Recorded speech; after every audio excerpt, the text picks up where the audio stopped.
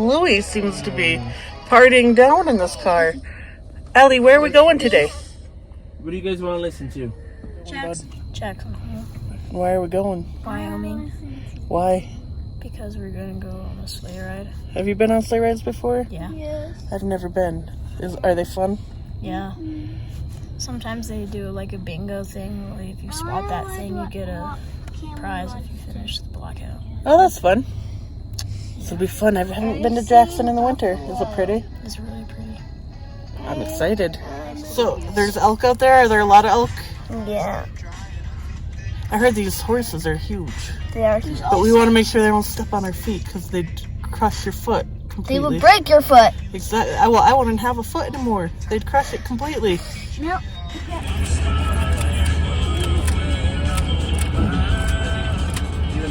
Dusty goes.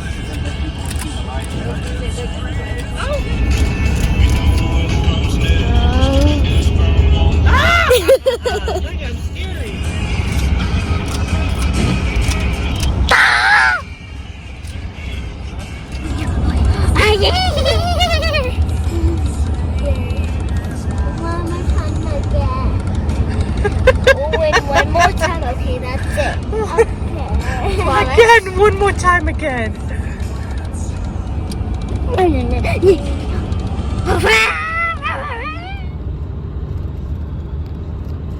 Family is almost to Jackson. But we're heading into This the is my pines, favorite part. The which view. means we're high up. Look at that. And this will be on the intro to the video for our sleigh ride. Jackson Hole. Gonna go. Cameron, what are we about to do? Go on a sleigh ride. On a sleigh ride. This has been on my life bucket list to go on a sleigh ride. Really? Wood family sleigh ride.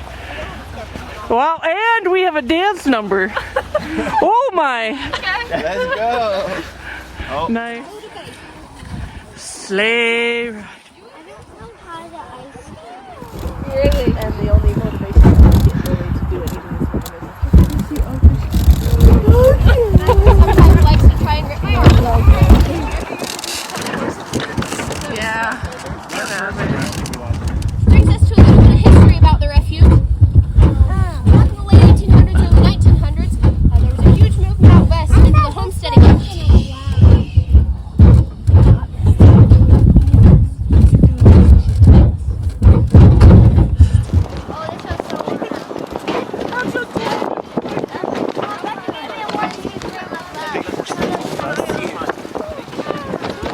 The reddish-brown ones are the Belgians.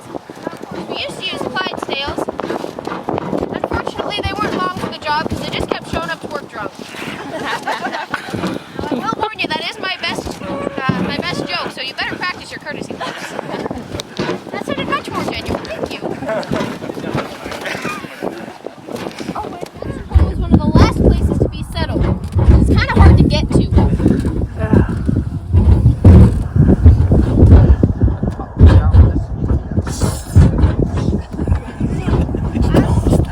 As people started moving into the Jackson Hole Valley, little by little, they were taking up more and more land, and less land was available for the elk for their natural forage.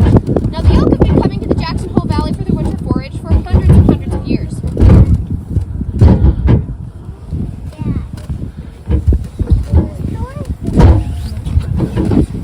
So as they came in one winter, or several winters in fact, expecting to find that lush forage underneath the snow, all they found was stubble from that year's harvest. That was the beginning of a few mass starvations. One particularly harsh winter, the year of 1897.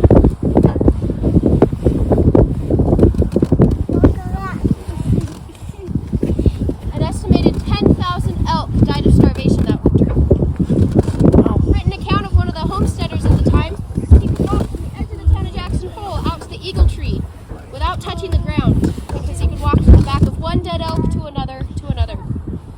So the homesteaders saw this as a pretty big issue, rightfully so. They decided to do something about it. A man by the name of Stephen Lee. There were over 550 wildlife refuges scattered across the country. The largest is 19.2 acres up in Alaska. 19.2 million acres. There we go. The smallest is right at half an acre You're over in Minnesota. Now you're probably wondering how many elk you can fit on half an acre. That was a bird refuge. Their main statement of purpose is the preservation and protection of natural and historical landmarks. So he took that camera and took pictures of the elk in their conditions during the wintertime. And took them back to Congress. Now as they went across the country, they had to go by train. And every stop that they made, they showed those pictures to the community. So by the time they got all the way back east, there was a huge following across the U.S. saying, "Save the elk of Jackson Hole."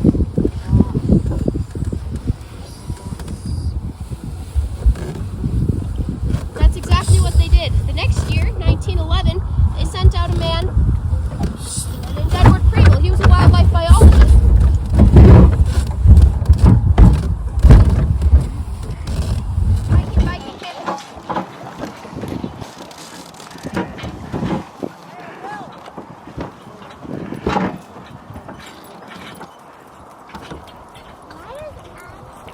These horses are so big.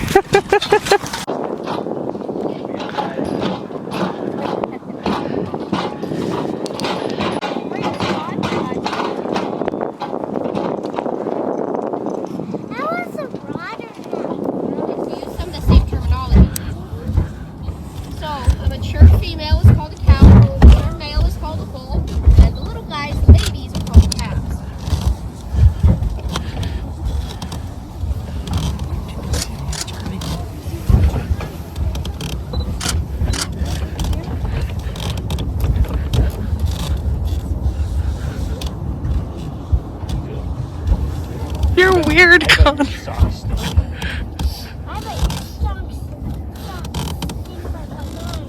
Like mice? That's just such a child. You're weird, Connor.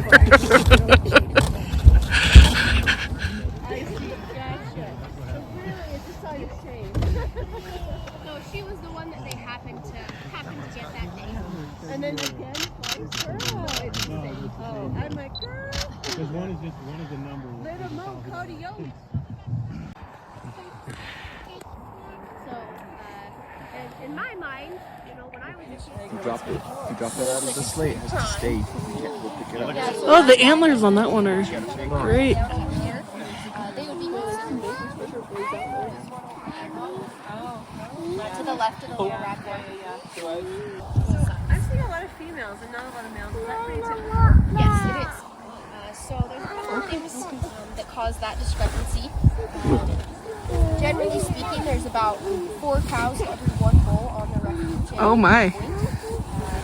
Now there's a couple of reasons, again, because you don't see as many.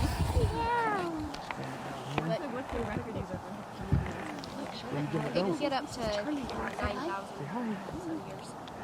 Those are particularly... Because you have to stay in. Where we keep the horses, yep.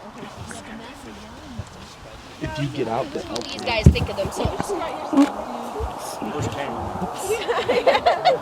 He's cool because he's got antlers now. Let's see it, Cameron. I'm interested in this mustache. The Wood family sleigh ride. So he's only 2 years old. Where are the elk? Large symmetrical set of antlers, kind of like a large symmetrical. They're right there. Not that I know anything. Your dad sounds like an elk.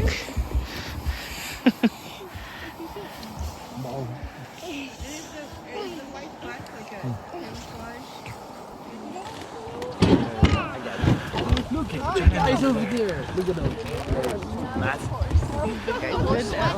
I don't Get it down again. if the photographers wanted so they could get pictures. Yeah. Well, that's Fred and Bonnie.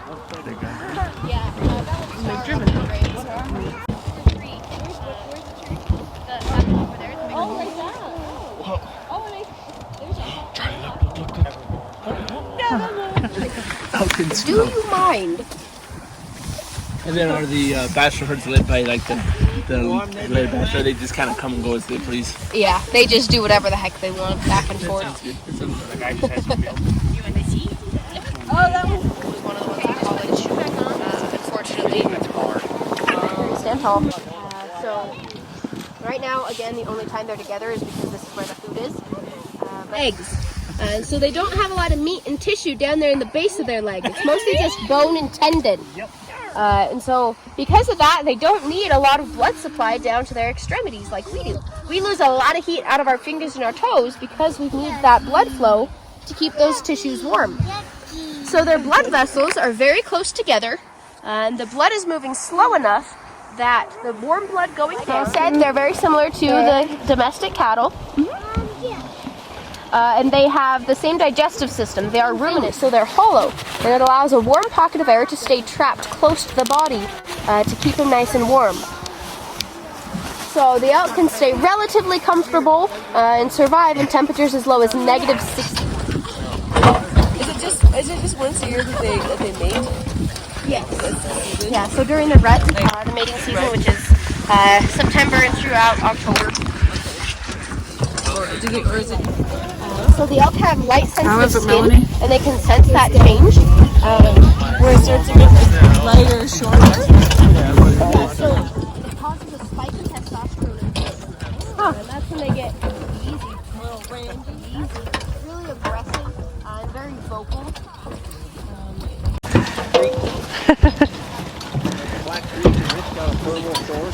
It does. It has a thermal spring as its water source, so it'll never freeze over.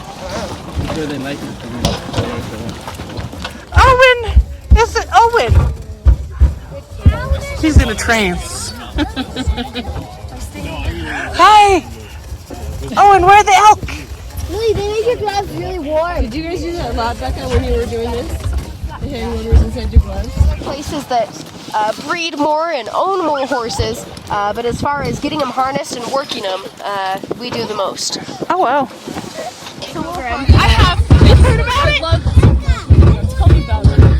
You're my favorite. You are my favorite person.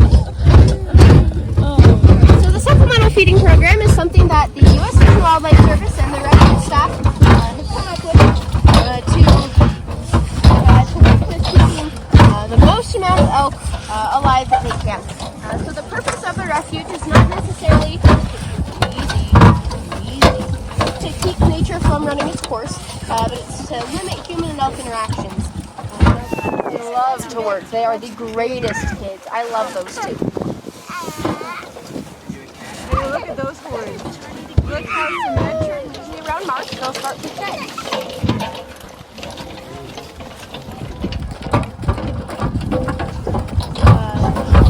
Staff will supplementally feed the elk. They started out with just loose hay. Then in the 30s, they switched from loose hay to baled alfalfa. And then in the 70s, they switched from the baled alfalfa to a compressed alfalfa pellet. It's about the size of my thumb with a glove on. That's close to their natural forage, close enough.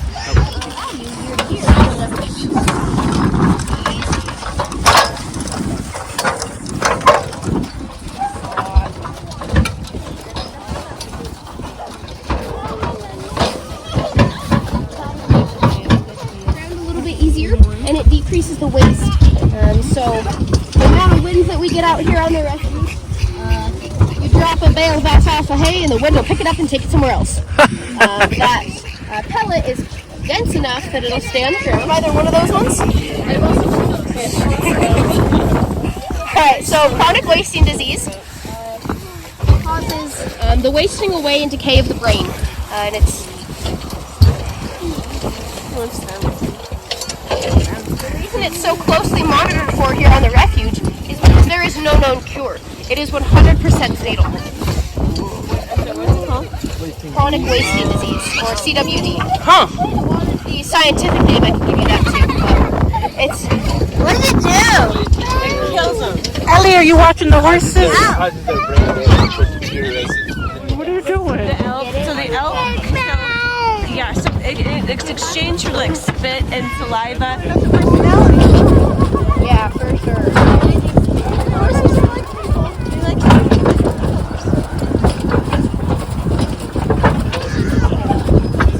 Was that fun, Owen?